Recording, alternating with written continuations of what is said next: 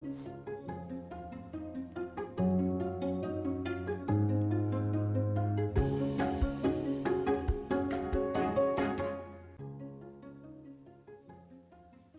Latina y mundo entero, muy buenas tardes, bienvenidos a Somos, yo soy Henry Paredes, gracias por cerrar la semana con nosotros. Aquí les tenemos, por supuesto, lo mejor de la información cultural, pero antes de comenzar, veamos un avance de lo que les hemos preparado para hoy.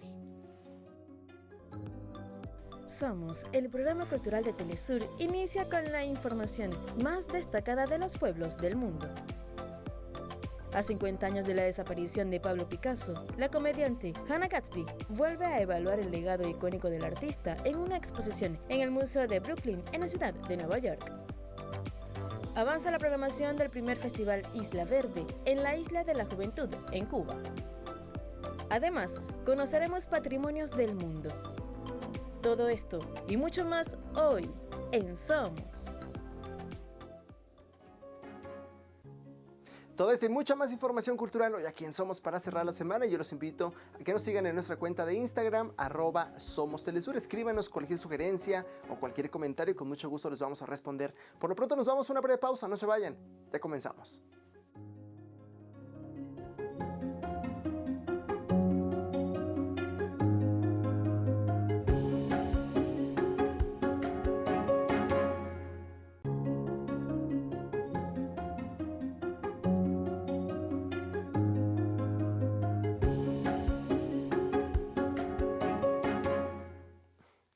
Iniciamos nuestro recorrido cultural de cierre de semana y lo hacemos con un hallazgo. Se trata de la imagen de piedra de la joven jerarca Amajac, descubierta por residentes del municipio de Hidalgo Amajac, en Veracruz. El hallazgo lo confirmó la Secretaría de Cultura de México y aseguró que la pieza se va a someter al trabajo de estudio y conservación por parte del Instituto de Antropología e Historia. La escultura mide 1,54 metros de altura, 55 centímetros de ancho y pesa entre 200 y 250 kilos. El descubrimiento es el segundo de este estilo que se realiza en dicha comunidad. El primero ocurrió en enero del año 2021, en donde ambas piezas datan de 1100 aproximadamente y destacan por su influencia de la joven jerarca en la cultura prehispánica. Esa figura se ha convertido en un ícono y un motivo de orgullo para los residentes del municipio de Hidalgo Amajac.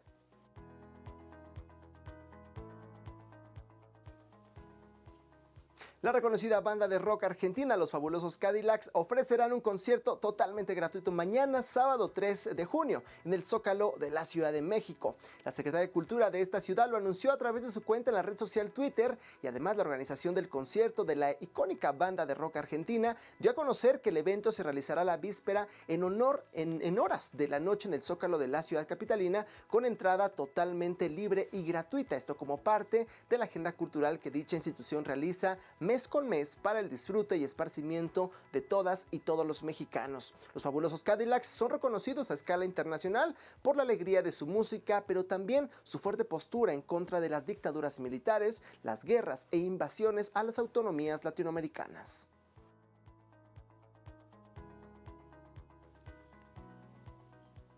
Y ahora nos vamos a La Habana, capital de Cuba, en donde se anunció los últimos preparativos de la segunda edición del Festival del Feeling Bohemia Mía, que se va a realizar del 21 al 23 de junio próximo. Y es que durante una rueda de prensa dirigida por la organizadora del festival, Osdalga Lesmes, la también cantante y compositora cubana, anunció esta edición del festival bajo el lema "El feeling está en ti", con el que buscan resaltar el valor de este género musical para la cultura y el patrimonio de la isla. Durante las 3 jornadas del evento se van a realizar conciertos, conversatorios y conferencias en importantes recintos y escenarios habaneros. El feeling se originó en Cuba a finales de la década de los años 40 y combina elementos del bolero y el jazz en una celebración por la armonía, pero también por el romanticismo que caracteriza a los músicos y compositores del país caribeño.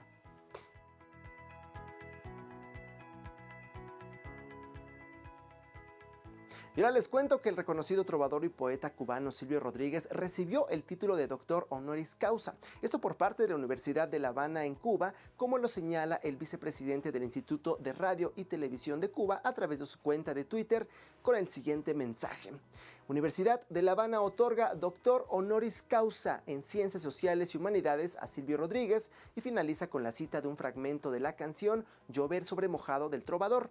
Un obrero me ve, me llama artista noblemente, me suma su estatura y por esa bondad mi corta vista se alarga como sueño que madura.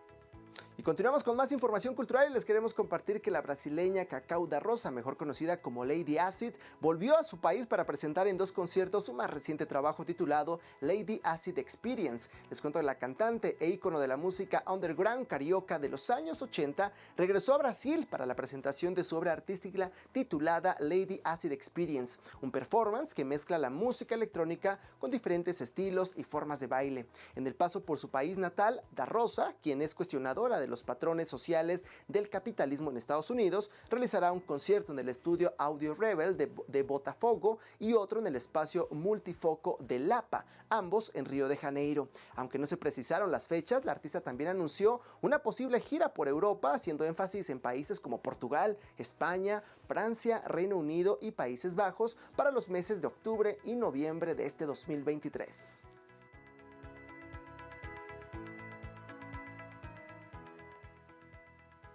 Fíjense que a 50 años de la muerte de Pablo Picasso, la comediante australiana Hannah Gadsby reevalúa el legado del polémico artista en una exposición en el Museo de Brooklyn de Nueva York.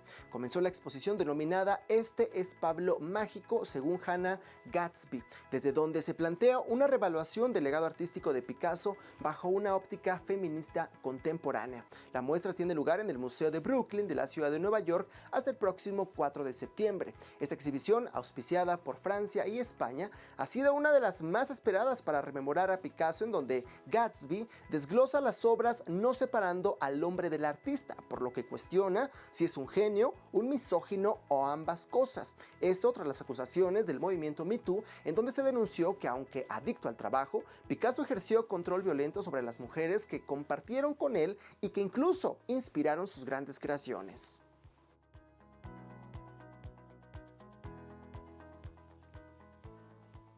Ahora les compartimos que se inauguró la Bienal de Diseño de Londres, evento que reúne a más de 40 expositores de todo el mundo en pro de explorar, pero también visibilizar nuevas formas de colaboración a través del diseño.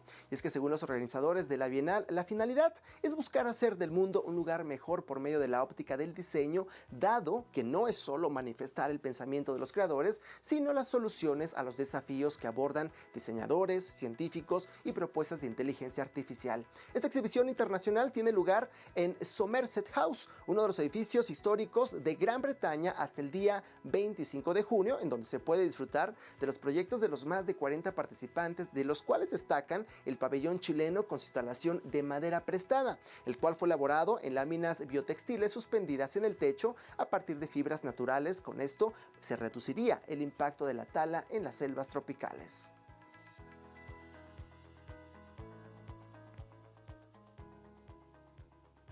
Un espectáculo visual e interactivo se lleva a cabo en la capital de Singapur de la mano del Festival de la Luz, que se va a realizar hasta el próximo 25 de junio. En la bahía de Singapur, al sur de Asia, se realiza en estas fechas el Festival de la Luz. Este año lleva por lema Una nueva ola y cuenta con 14 instalaciones interactivas diseñadas por artistas singapurenses e internacionales. Esta edición tiene como objetivo principal crear conciencia sobre el aumento de los mares y las consecuencias del cambio climático. Es por esto que las obras que componen la exposición cuentan con iluminación, bajo consumo energético y materiales reciclables. El festival se organiza desde el año 2010 para sumar vitalidad a los espacios públicos de Singapur. En esta edición 2023 se realizarán todas las noches hasta el próximo 25 de junio con entrada completamente gratuita.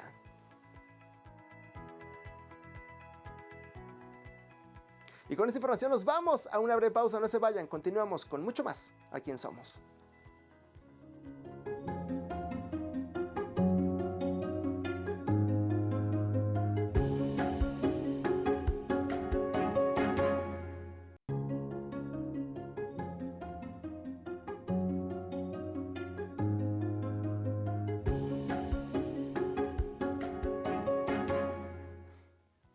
Ya estamos de regreso, gracias por continuar con nosotros aquí en Somos. Quiero platicarles que en la Isla de la Juventud en Cuba, con variados encuentros que invitan a la conservación de toda la región del Caribe, avanza la programación del primer festival Isla Verde. Veamos. La primera edición del Festival Internacional de Cine y Medio Ambiente del Caribe tiene fecha de clausura el próximo lunes 5 de junio y durante estos días de desarrollo, su principal tarea es promover obras audiovisuales aportadas por la Fundación Good Planet, Cinema Planeta y la Asociación Internacional Greenfield Network, que agrupa 34 festivales en 32 países. Isla de la Juventud, sede de esta primera experiencia, ahora mismo es la Isla de Tesoro, según su presidente, Jorge Perugorría, al tiempo que invitó a recuperar la mística con el concurso de científicos y emprendedores para acercar a los realizadores las herramientas y destacó, sobre todo a los jóvenes, para desarrollar proyectos de una agricultura orgánica diversificada. Verdaderamente los protagonistas de este festival son los primeros. A ellos es a los que queremos llegar. A través de las películas, a través de las charlas, a través de los conversatorios, a través de las exposiciones. Y este festival va a ser un festival multicultural. Quizás no está todo lo que estamos soñando para el festival que viene. La presencia del teatro, de las artes plásticas, de la música, aunque hay cosas que hemos logrado hacer, ¿no? Y que tenemos planificadas, pero queremos que este festival sea multicultural, porque creemos que la cultura es el único camino, el camino más cerca para llegar a los pineros a través del arte, para transmitir este mensaje de concientización, ¿no? En este tema de convertir la isla en un referente de conservación del medio ambiente para todo el país. La nueva cita cinematográfica ofrecerá un concurso clausura a cargo del trovador cubano Silvio Rodríguez, acompañado por Niurka González, Trova Rocco, Jorge Reyes y Oliver Valdés, en el presidio modelo Antigua Cárcel Patnótico, construida en Cuba en la isla de Pinos en la década de 1920. Continuamos con más y les platicamos que la víspera fue inaugurada una exposición de pintura infantil y juvenil chino-panameña en Beijing, en donde se plasmaron los canales representativos que poseen ambos países. Veamos de qué se trata. La muestra realizada por Infantes retrata el Gran Canal de China y el Canal de Panamá, dos lugares representativos, y se puede apreciar en el Museo Huayun de Beijing, con el lema de cruzar el océano pintando nuestros canales. La exposición consta de 30 pinturas elaboradas por niñas y niños de China y Panamá. Las mismas estarán exhibidas en el mencionado recinto hasta el 15 de junio. Esta simbólica representación está organizada por la Asociación del Pueblo de Beijing para la Amistad y otras instituciones. El objetivo del evento tiene dos ejes. Por un lado, conmemorar el 6º aniversario del establecimiento de relaciones diplomáticas entre China y Panamá. Por el otro, fomentar el entretenimiento mutuo y la amistad entre estos dos pueblos, especialmente para sus infancias.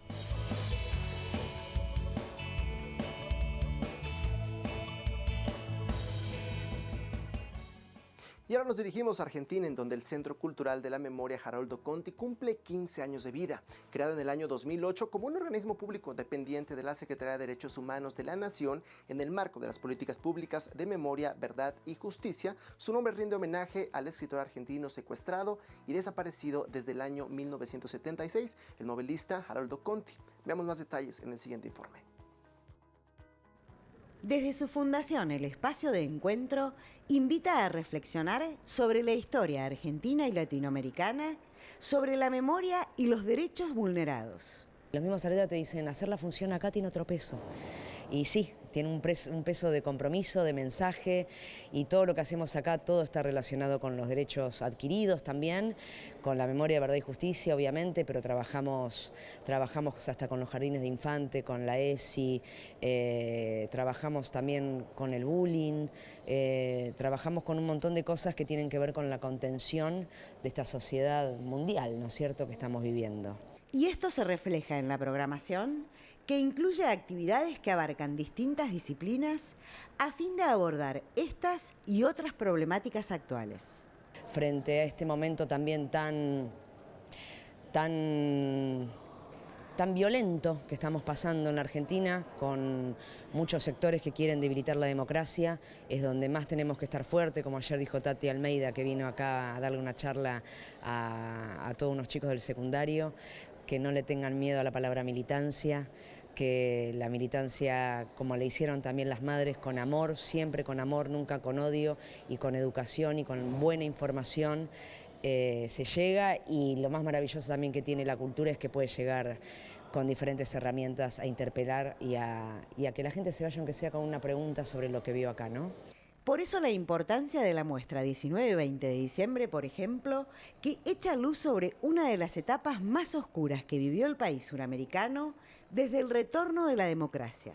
En ese contexto de derechas manifestantes, volviendo a tener el malestar como propio, ¿no? Volviendo a asir esos contenidos que tienen que ver con las reivindicaciones sociales, que tienen que ver en contra de la violencia institucional, en contra del neoliberalismo, en contra de un montón de cuestiones que emergieron en el 2001, pero que ya venían latentes desde antes. Las obras que podrán apreciarse durante todo el mes de junio en el Centro Cultural Conti, además invitan a debatir sobre el pasado, el presente, pero también sobre el futuro que quieren construir los argentinos. Carolina Silvestre, Telesur, Buenos Aires. Nos damos una pausa y de regreso vamos a conocer patrimonios del mundo. Vamos y volvemos.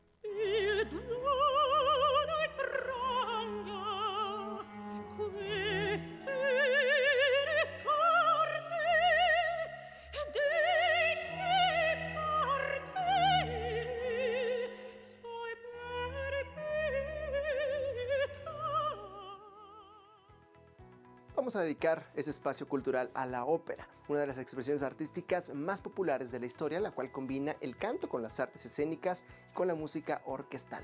Veamos.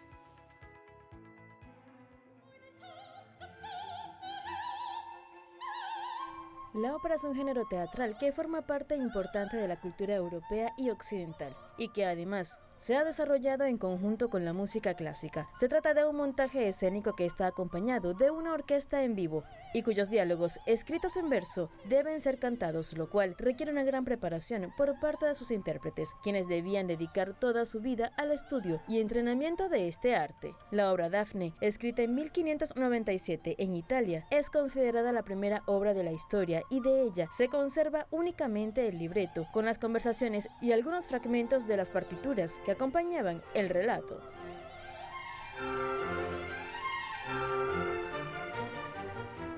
A finales del Renacimiento, un grupo de intelectuales en Europa teorizó que las grandes tragedias del teatro griego fueran originalmente cantadas. Esto permitió el desarrollo de la ópera como una forma de restaurar aquella tradición y hacer que el canto sea el protagonista en los performances. En sus inicios, estas presentaciones eran exclusivas para la realeza y círculos muy privados. Sin embargo, fue solo cuestión de tiempo para que comenzaran a hacerse exhibiciones con público, lo que extendió rápidamente su popularidad por todo el continente europeo, hasta convertirse en la expresión musical más recordada y estudiada del período del arte barroco. Algunas de las óperas más reconocidas son La Bohème, del italiano Giacomo Puccini, La Flauta Mágica, del austriaco Amadeus Mozart, Carmen, del francés George Bizet, entre otras. Actualmente estas composiciones se han convertido en clásicos de la cultura universal, que siguen siendo estudiados y escenificados en los más importantes teatros del mundo, y la ópera como expresión artística aún se mantiene vigente y continúa sorprendiendo con su belleza y emotividad, no solo en el viejo continente, sino también en cada uno de los territorios del globo.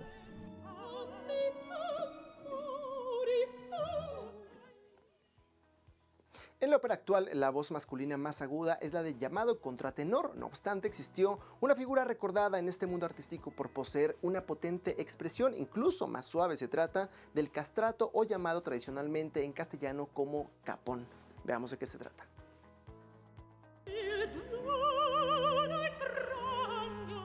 Los castrati eran cantantes que de infantes habían sido sometidos a un proceso de castración. Dicho procedimiento impedía que su voz se desarrollara y adquiriera un tono más grave. Con esto, lograban mantener una voz aguda e infantil, pero con cualidades que un niño difícilmente podría llegar a igualar: un mejor dominio de la técnica y mayor potencia pulmonar. Según registros del siglo XVII, se estima que en Europa se practicó este procedimiento en al menos 4.000 niños al año, muchos de ellos de escasos recursos, y mientras tan solo uno lograba triunfar en la ópera, la mayoría de ellos no sobrevivían al tratamiento y la recuperación.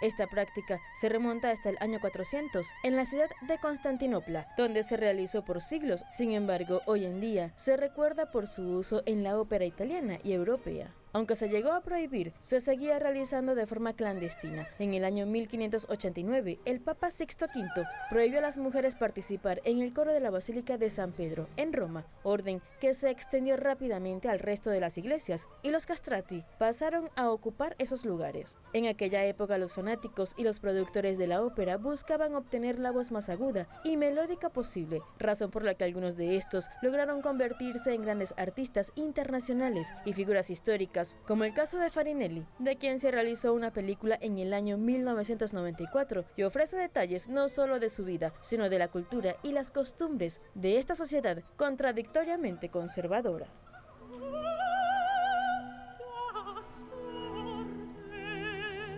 El machismo en la iglesia era tan grande que se llegaron a registrar casos de mujeres que se hacían pasar por castrato y poder cantar en los coros, aun cuando en el siglo XIX los castrati desaparecieron debido al cambio en los gustos de la ópera y las ideas de la colectividad. Comenzaron a ser reemplazados por voces femeninas e infantiles. El 22 de noviembre del año 1903 se estableció que los papeles escritos para los intérpretes pasarían a ser ejecutados por niños. En 1922 falleció Alessandro Moreschi, considerado el último castrato. Esto representó el fin de esta práctica unilateral en la música y en el mundo de la ópera, lo que marcó el cierre de una época que hoy es recordada como una de las más curiosas y oscuras de la historia del arte.